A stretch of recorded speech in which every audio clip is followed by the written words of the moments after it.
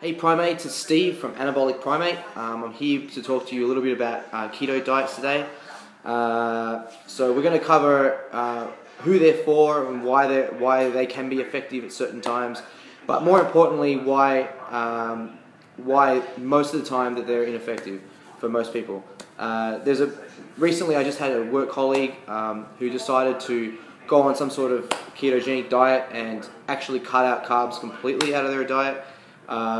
It sent this particular individual losing 12 pounds of body weight in 2 days and ended up in the hospital. So I don't want to see anyone doing anything crazy like that, and we're going to explain a little bit concepts behind it. So essentially, a ketogenic diet is essentially more fat in their diet, low carbohydrate. Now, the key point to make in this example is the fact that there's still a carbohydrate source in the diet. Okay, there is no chance of having zero carbs completely. That's the first thing. The second of all thing is that it's got a high fat diet. So essentially, what you're doing is you're replacing the energy source from a carbohydrate to a fat.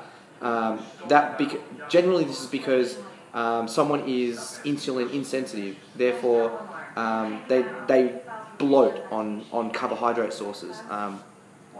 Their body basically doesn't break down the carbohydrate into sugar, into their bloodstream, and doesn't spike their insulin. They're insulin insensitive as such. And so therefore, their primary energy sources have to come from the fats of their diet. Okay? So this is why you might go, for example, instead of having your regular 60 to 70 grams of fat per day, you might have 150 grams of fat per day or more. So essentially in a ketogenic diet, you're just replacing that energy source. Now, generally speaking, you need to find out as an individual if you are insulin sensitive or insulin insensitive. If you're insulin sensitive, then obviously a ketogenic diet would causing damage to you. You really just want to be having a high amount of carbohydrates and really just pushing up your metabolism.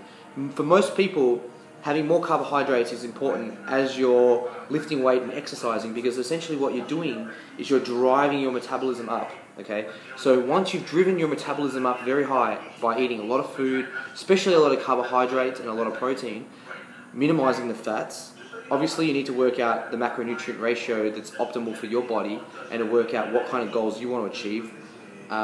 So once you figure that out, you drive your metabolism up as high as you possibly can, right? Until you're gaining a bit of body fat, a bit of weight.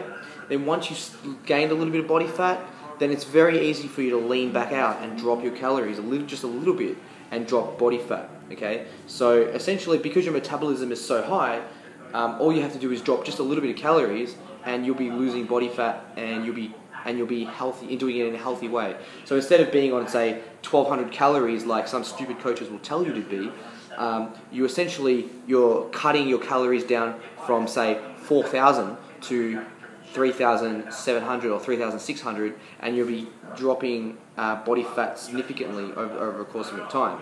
Now, obviously, you're going to hit plateaus and things like that, and so you need to work around that. Maybe you need to incorporate intermittent fasting, or maybe you need to, do a carb recycling over a couple of days, or things like that.